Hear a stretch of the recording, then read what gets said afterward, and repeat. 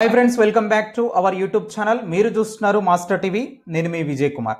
So మరి ఈ వీడియోలో గ్రూప్ 4 సర్టిఫికేట్ వెరిఫికేషన్కు కావాల్సినటువంటి సర్టిఫికేట్స్ ఏంటివి, సో ఏవైనా సర్టిఫికేట్స్ లేకపోతే వాటికి మరి ప్రత్యామ్నాయంగా ఎలాంటి సర్టిఫికేట్స్ తీసుకోవాలి, ఏం చేయాలి అనేటటువంటిది ఈ వీడియోలో చూసే ప్రయత్నం అయితే చేద్దాం. సో ఇది మనకు అతి తొందరలోనే, మనకు 2 రోజుల క్రితమే జిఆర్ఎల్ వచ్చింది కాబట్టి అతి తొందరలోనే ఖచ్చితంగా మనకు సర్టిఫికేట్ వెరిఫికేషన్ కి కావాల్సినటువంటి ఏర్పాట్లు టిఎస్పిఎస్సి బోర్డు అయితే చేస్తుందన్నట్టుగా సమాచారం. కాబట్టి ఈ యొక్క ఏదైతే సమయం దొరికిందో ఆ యొక్క సమయంలో మీకు ఏవైనా సర్టిఫికేట్స్ లేకపోతే గనక మీరు ముందుగానే సమకూర్చుకుంటారని చెప్పేసి ఈ వీడియో మీకు అందరి కోసం చేయడం అయితే జరుగుతుంది. మిత్రులందరూ కూడా దయచేసి మరి వీడియోని లైక్ చేసి సపోర్ట్ చేయండి. ఈ వీడియోని మీ ఫ్రెండ్స్ అందరికీ కూడా షేర్ చేయండి. ఇక మనకు కావాల్సినటువంటి సర్టిఫికేట్లు ఏంటివి అనేది ఒకసారి చూద్దాం.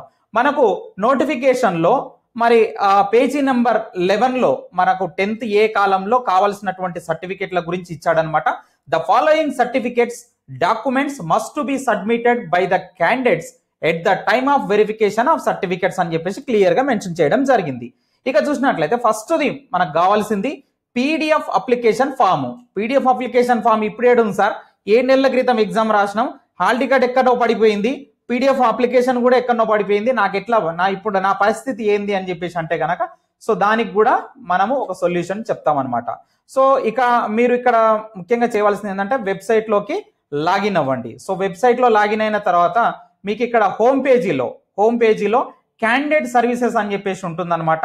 సో ఇందులో నో యువర్ టిఎస్పిఎస్సి ఐడి తెలుసుకోవచ్చు, తర్వాత know your hall ticket number తెలుసుకోవచ్చు, తర్వాత డౌన్లోడ్ సబ్మిటెడ్ అప్లికేషన్ ఇది కూడా మీరు ఇక్కడ నుంచి డౌన్లోడ్ చేసుకోవచ్చు అనమాట. సో ప్రాబ్లం ఏం లేదు కదా. సో మీరు కోల్పోయినవన్నీ కూడా ఇక్కడ మీరు తీసుకునేటటువంటి అవకాశం అయితే ఉందన్నమాట. సో మనకి ఇంకా next right. So number 1, number 2 రెండు చూసాము. నెంబర్ 3 వచ్చేసి ఆధార్ కార్డు లేదా any government valid ID as specified in election అని చెప్పేసి అన్నాడు. అంటే ఏదైనా ఓటర్ ఐడి కానీ, తర్వాత గవర్నమెంట్ వ్యాలిడ్ ఐడి ఉన్నటువంటిది ఓటర్ ఐడి కానీ, తర్వాత డ్రైవింగ్ లైసెన్స్ కానీ, pan card, bank account, passport ఏదో ఒకటి ఖచ్చితంగా మీ దగ్గర అయితే ఉండాలన్నమాట. సో ఆధార్ కార్డు ప్రతి ఒక్కరికి ఉంటుంది కాబట్టి నో ప్రాబ్లం. అయితే మ్యారేజ్ అయినటువంటి ఉమెన్ క్యాండిడేట్స్ చాలా మంది ఆధార్ కార్డులో సర్నేమ్ అనేది మా భర్త గారి సర్నేమ్ ఉన్నది, అత్తగారి యొక్క ఇంటి పేరు ఉంది కాబట్టి ఏమన్నా ప్రాబ్లం అవుతుందా అని చెప్పేసి ఏమీ కాదు. మీకు ఆధార్ అడ్రస్ ఎక్కడైనా ఉండొచ్చు, ఎలాంటి సర్నేమ్ ఉన్నా కానీ ఏం కాదు. అది ఒక్కటి మీరు గుర్తుపెట్టుకోవాల్సినటువంటి విషయం అమ్మాయిలకు సంబంధించి. తర్వాత 4th వన్ వచ్చేసి ప్రూఫ్ ఆఫ్ ఎడ్యుకేషనల్ క్వాలిఫికేషన్స్ అని చెప్పేసి అన్నాడు. మనకు ఇక్కడ గ్రూప్ 4 అనేది దేని మనకు క్వాలిఫికేషన్ పైన కండక్ట్ చేసినటువంటి ఎగ్జామ్ అండి, డిగ్రీ. ఈ డిగ్రీకి సంబంధించినటువంటి మీకు సర్టిఫికేట్స్ అయితే కంపల్సరీగా ఉండాలి. కన్సోలిడేటెడ్ మెమో అయితే కంపల్సరీగా ఉండాలి, మీ దగ్గర ఒరిజినలే ఉండాలి, మన దగ్గర జిరాక్స్ ఉంది అంటే కుదరదు. ఇక గురుకుల సర్టిఫికేట్ వెరిఫికేషన్ లో మనం చూసాము, గురుకుల బోర్డు వాళ్ళైతే ఖచ్చితంగా కాన్వకేషన్ కూడా కావాలని చెప్పేసి అడిగారు. సో ఎందుకైనా మంచిది, ఈ యొక్క టైం దొరికింది కాబట్టి మనకి ఈ టైంలో మీరు కాన్వకేషన్ కూడా అప్లై చేసి పెట్టుకోండి, ఓకేనా. సో ఆన్లైన్ లో అప్లై చేయొచ్చు కాన్వకేషన్ కి, ఏ యూనివర్సిటీ ఉన్నా సరే. అప్లై చేసినప్పుడు మనకు అంత లోపల సర్టిఫికేట్ మన చేతికి వస్తే ఓకే, లేకపోతే అప్లై చేసినటువంటి రిసిప్ట్ కూడా మీరు టైమ్ ఆఫ్ సర్టిఫికేట్ వెరిఫికేషన్ దగ్గర మీరు చూపెట్టవచ్చు. ఖచ్చితంగా వాళ్ళు యాక్సెప్ట్ చేస్తారు, ఏమి అనరు, ఓకేనా. సో ఎందుకైనా మంచిది అదొకటి చూసుకోండి.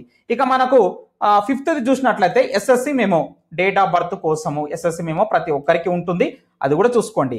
తర్వాత 6th వన్, ఇక్కడే చాలా మందికి డౌట్స్ అయితే వస్తున్నాయి అనమాట. School study certificates 1st class నుంచి 7th క్లాస్ వరకు ఖచ్చితంగా ఉండాలని చెప్పేసి చెప్పడం అయితే జరిగింది. ఎందుకు మరి అని చెప్పేసి ఒకసారి ఆలోచిద్దాము. ఇక్కడ చాలా మంది మరి 1st క్లాస్ నుంచి 7th క్లాస్ వరకు బోనఫైడ్ సర్టిఫికేట్స్ మా దగ్గర లేవు అని చెప్పేసి కామెంట్ రూపంలో తెలియజేస్తారు. సో ఇక్కడ మొన్న ఒక క్యాండిడేట్ గురుకుల పీజీటీ వెరిఫికేషన్ కి వెళ్ళొచ్చిన క్యాండిడేట్ నాకు కామెంట్ రూపంలో తెలియజేయడం జరిగింది. సో నాకు 1st నుంచి 7th క్లాస్ వరకు ఉన్నాయి కానీ ఎక్సెప్ట్ 3rd క్లాస్ లేదు సార్, దాని వల్ల నా యొక్క సర్టిఫికేట్ వెరిఫికేషన్ దానిపైన not study certificate for 3rd class అన్నట్టుగా రిమార్క్ కూడా రాశారు. మరి నాకు జాబ్ వస్తుందా రాదని మరి ఆ అబ్బాయి టెన్షన్ పడతా ఉన్నాడు. సో ఇది ఇట్లా కాకుండా ఏంటంటే మీరు ముందే జాగ్రత్తగా చూసుకోండి, ఎందుకైనా మంచిది. టైం దొరికింది కదా, మీరు చదివిన స్కూల్ లేకపోతే గనక ఓకే, ఎవరైతే ఫస్ట్ క్లాస్ నుంచి 7th క్లాస్ వరకు రెగ్యులర్గా చదువుతారో వాళ్ళ దగ్గర బోనఫైడ్ ఉన్నాయో వాళ్ళకి ఎలాంటి ప్రాబ్లం అయితే లేదు, ఓకేనా. ఒకవేళ ఈ సర్టిఫికేట్స్ లేకపోతే గనక సర్టిఫికేట్ ఆఫ్ రెసిడెన్స్ ఏదైతే ఉందో అది మీరు తీసుకోవాలి. అంటే మీరు ఓపెన్ డిగ్రీ చదివిన వాళ్ళు ఉంటారు, ఓకేనా. సో స్కూల్ ఎడ్యుకేషన్ చదవకుండా open 10th, open inter, open degree ఇలా చదివిన వాళ్ళు కూడా ఉంటారనమాట. సో వాళ్ళందరూ కూడా ఖచ్చితంగా సర్టిఫికేట్ ఆఫ్ రెసిడెన్స్ అనేది తీసుకోవాలి, ఆ యొక్క అకాడమిక్ ఇయర్ కి సంబంధించినటువంటిది, ఓకేనా. సో కంపల్సరీగా అది authority of Telangana government issue చేసింది అవి కూడా ఉండాలన్నమాట. కాబట్టి మీరు ఖచ్చితంగా ఈ యొక్క స్టడీ సర్టిఫికేట్స్ కి సంబంధించి మీరు ఎలాంటి టెన్షన్ పడని అవసరం లేదు. ఫర్ ఎగ్జాంపుల్ మీరు ఏవైనా కంటిన్యూగా 4 years చూపిస్తే మీరు ఆ డిస్ట్రిక్ట్ లో లోకల్ అవుతారు. ఫర్ ఎగ్జాంపుల్ ఎలా ఫస్ట్ క్లాస్ చదివినా, ఫస్ట్ నుంచి 7th వరకు చదివినోడు ఖచ్చితంగా మనకి ఎలాంటి టెన్షన్ ఉండదు, రైట్. వీళ్ళైతే వెరీ క్లియర్. తర్వాత ఫస్ట్ చదివినా, సెకండ్ చదివినా, థర్డ్ చదివినా, ఇక తర్వాత 4th 5th నేను జంప్ చేసిన సార్, ఇవి ఈ సర్టిఫికెట్స్ లేవు, మళ్ళీ 6th 7th చదివినా అని చెప్పేసి కొంతమంది అంటారనమాట. సో ఇట్లాంటప్పుడు ఏం చేయాలంటే మీరు 4th క్లాస్ 5th క్లాస్కి మనకు లోకల్ క్యాండిడేట్ సర్టిఫికేట్ తీసుకోండి, ఓకేనా. సో లేదు అంటే ఇంకా కొంతమంది ఎట్లుంటారు అంటే నా దగ్గర నేను చదివిన ఫస్ట్ నుంచి 7th వరకు చదివినా కానీ ఫస్ట్ క్లాస్ లేదు, సెకండ్ క్లాసు, థర్డ్ క్లాస్ ఈ 3 తరగతులకు సంబంధించిన మనకు స్టడీ సర్టిఫికేట్లు అయితే లేదు సార్, నాకు 4th నుంచి 7th వరకు అయితే ఉన్నది అని చెప్పేసి కొంతమంది మరి కామెంట్ రూపంలో తెలియజేస్తారు. So 4th 5th 6th 7th అట్లా చూసినా 4 సంవత్సరాలు సరిపోతుంది, ఏమి కాదు, మీరు అదే జిల్లాకి లోకల్ క్యాండిడేట్ అవుతారు. కానీ ఇక్కడ ఒక్కొక్కసారి first class, second class, third class కూడా మస్ట్ అండ్ షుడ్ కంపల్సరీ కావాలి అన్నప్పుడు మరి అప్పటికప్పుడు మరి ఊరికి మనం ఎంఆర్ఓ ఆఫీస్ పోయి తెచ్చుకోలేం కాబట్టి ఈ టైం దొరికింది కాబట్టి ఖచ్చితంగా తీసుకోండి, ఓకేనా. ఓకే, సో సర్టిఫికేట్ వెరిఫికేషన్ అప్పుడు ఇవి మీ దగ్గర ఖచ్చితంగా ఉండాలి, ఓకే రైట్. ఇక దీని గురించి ఇంకా మీకు ఏమైనా డౌట్ ఉంటే కామెంట్ చేయండి, రిప్లై ఇచ్చే ప్రయత్నం అయితే నేను చేస్తాను. ఇక 7th చూసినట్లయితే డిక్లరేషన్ బై ద అన్ఎంప్లాయిడ్ అని చెప్పేసి అన్నాడు. సో ఇది మనకు అవసరం లేదు పెద్దగా, ఓకేనా. సో 9th వచ్చేసి no objection certificate from employer, ఇది ఎవరిదైతే గవర్నమెంట్ ఎంప్లాయీ ఉన్నారో వాళ్ళకి సంబంధించింది. సో 10th చూసినట్లయితే మనకు సర్వీస్ సర్టిఫికేట్, ఇది కూడా ఎంప్లాయీ వాళ్ళకి సంబంధించింది. ఏంటంటే క్లైమ్డ్ ఏజ్ రిలాక్సేషన్ కోసం ఎవరైతే ఆల్రెడీ ప్రభుత్వ ఉద్యోగులుగా ఉండి రాసినటువంటి వాళ్ళు ఉంటారనమాట. తర్వాత సర్టిఫికేట్ క్లైమింగ్ స్పోర్ట్స్ రిజర్వేషన్ ఉన్న వాళ్ళు దానికి సంబంధించినటువంటి సర్టిఫికేట్ తీసుకోండి. తర్వాత certificate claiming ex service man for age relaxation, ex service man వాళ్ళు ఎవరైనా ఎగ్జామ్ రాసి ఉంటే గనక సో దానికి సంబంధించినటువంటి సర్టిఫికేట్ అయితే తీసుకోవాల్సి ఉంటుంది అనమాట. ఇక నెక్స్ట్ అతి ముఖ్యమైనది మరొకటి మనకి ఇక్కడ చూసినట్లయితే కమ్యూనిటీ సర్టిఫికేట్ ఫర్ బీసీస్, ఎస్సీస్ అండ్ ఎస్టీస్. సో దీంట్లో భాగంగా మనకు కంపల్సరీగా మీకు క్యాస్ట్ సర్టిఫికేట్ అయితే ఉండాలి. ఎస్సీ వాళ్ళకు, ఎస్సీ వాళ్ళకి, ఎస్టీ వాళ్ళకి ఇదైతే మీకు కామన్ గా తెలుసు.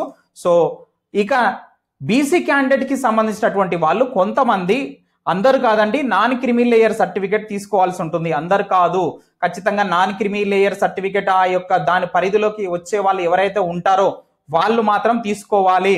అది కూడా certificate issued in the name of candidate as sun of or daughter of is acceptable అని చెప్పేసి క్లియర్ గా మెన్షన్ చేయడం జరిగిందనమాట. సో మనకి ఇక్కడ ఏంటంటే తెలంగాణ గవర్నమెంట్ ది ఇష్యూ చేసింది ఉండాలి. So non creamy layer certificate అనేది so son of or daughter of అంటే మీ ఫాదర్ నేమ్ పైననే అంటే అలా ఉండేటట్టుగా తీసుకోవాలన్నమాట.